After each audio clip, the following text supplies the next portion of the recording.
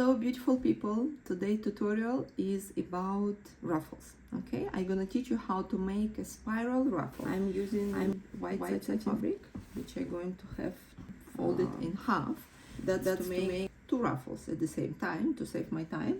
So one ruffle will go around the shoulder for me, and the other one will go around the bottom of the dress.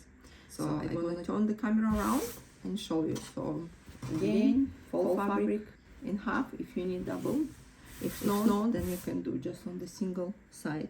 And of course, you have to plan and measure the width of your ruffle. So that's pretty much what you need. So you have to draw a line across your fabric. You have to find the middle point. From middle point, you need to draw a circle 5 centimeters or 2 inches radius. So it means you put the beginning of your measuring tape to starting point, the middle of your circle, and you keep drawing around. You can choose some object, maybe like a cup or a plastic bottle, to draw the circle. My ruffle is 15 centimeters long. So from here, the cross point of the line and your circle, I measure 15 cm. So here is my 15 centimeter. And after that, I start drawing from here.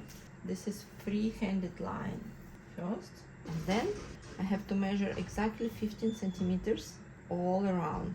So I'm gonna go again. So I will keep going, keeping the beginning of measuring tape on this line on my circle, or you can do opposite like that as well. So you have to keep going. Now you keep going around this area.